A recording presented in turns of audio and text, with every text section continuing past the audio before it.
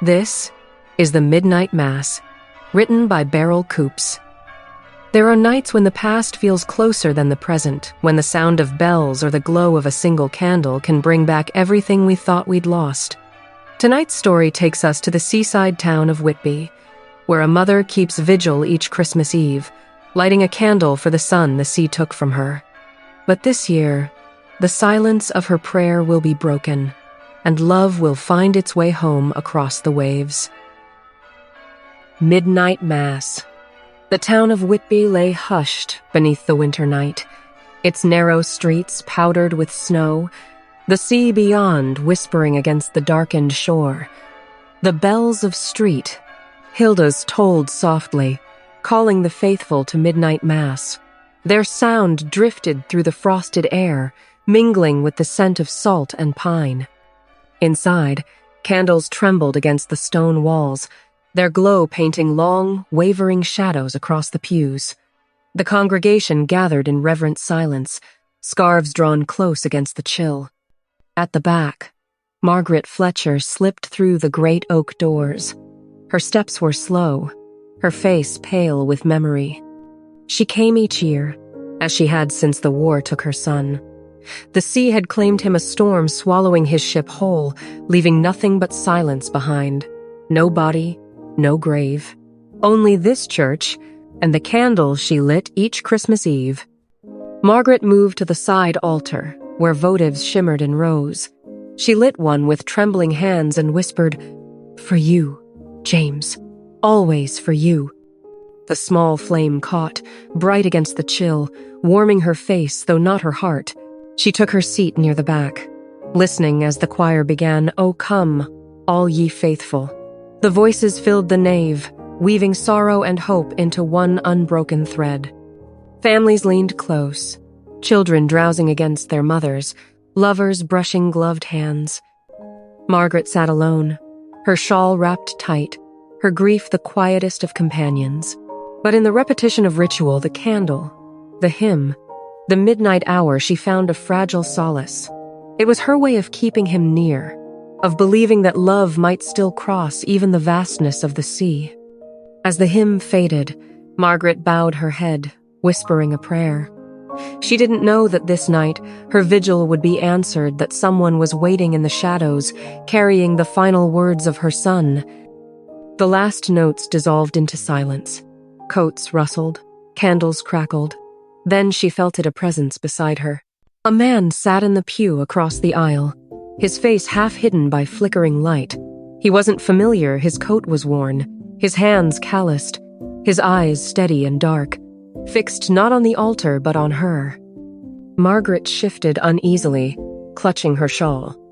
Then the choir rose again, and his voice joined theirs, low, resonant, heartbreakingly sure.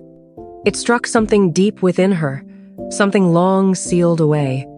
When the hymn ended, he leaned toward her, his words scarcely a whisper. "You light a candle for James." Her breath caught. "How do you know his name?" His eyes softened. "Because I knew him. At sea." Her heart stumbled. "You were with him?" He nodded slowly. "I was his shipmate. I sailed beside him when the storm came." Margaret's fingers trembled in her lap. For years she had lit the candle, whispering her son's name into a silence that never answered until now. The choir's next hymn began, but she heard only the rush of blood in her ears.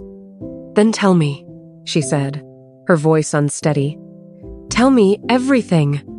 The stranger's gaze lingered on the altar before he spoke. His voice was quiet but sure, carrying the weight of memory. James was light in the darkness. When the sea turned cruel, he was the one who steadied us. He laughed, even as the waves towered above. He spoke of you often, your garden, the bread you baked, the candle you kept burning in the window. Margaret's throat tightened.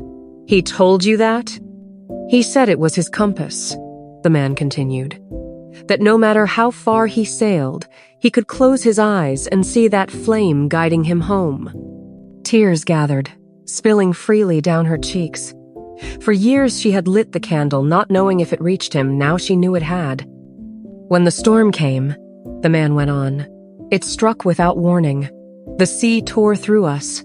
Many were lost. But James, he saved me, pushed me toward the lifeboat, though he knew he could not follow. His last words were of you. He said, "Tell her I carry her love with me. Tell her I am not afraid."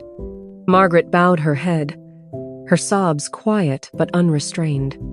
The stranger reached across the aisle and gently took her hand. "I carried those words across oceans and years to bring them to you tonight." The candle's flame wavered, then steadied again. And within that fragile light, Margaret felt a peace she had never known. The midnight bells tolled, rolling through the nave. The priest raised his hands in blessing as the choir began Silent Night. Margaret closed her eyes, hearing not just the hymn but her son's laughter mingled within it. She whispered his name, and the flame before her seemed to glow brighter, unwavering. The grief that had bound her heart for so long eased, replaced by something gentler, something like grace. When the hymn ended, the stranger spoke softly. He wanted you to know he was not afraid, that your love carried him, even in the storm. Margaret turned to him, tears glistening in her lashes. "You've given me back my son!" The man bowed his head. "It was his gift. I only carried it home." The congregation spilled into the snowy square, their voices hushed, their breath pale in the cold. Lanterns shimmered, the sea murmured beyond the cliffs, and street, Hilda's bells rang out across the sleeping town. Margaret walked beside the stranger, her candle cupped carefully in her hands. For a while, they said nothing. The snow fell thick, muffling the world in white silence. "How did you survive?" she asked at last, "when so many were lost?" He looked toward the dark horizon. "Because of him. He gave his life for mine. I promised I'd find you and tell you he was never alone." They stopped beneath a lantern's glow. Margaret studied his face, the salt-worn lines, the grief, the gratitude. Then she nodded, her tears quiet now. "He saved you, and through you he's come home. That is enough." The man inclined his head. "It's a gift I'll carry as long as I live." Together, they stood beneath the falling snow, the candle's flame unwavering between them. The bells tolled once more, rolling out over sea and town alike. Margaret lifted the candle high, her voice soft but steady. "Rest now, my darling boy. Your light endures."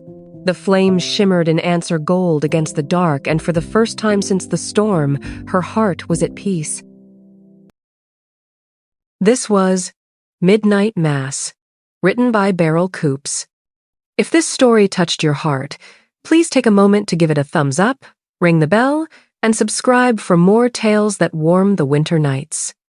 Each week, I'll be sharing stories of remembrance, hope, and love-gentle moments to keep the spirit of Christmas alive. Thank you for listening. And until next time, may your candle burn bright, your memories be kind, and your heart find peace beneath the falling snow.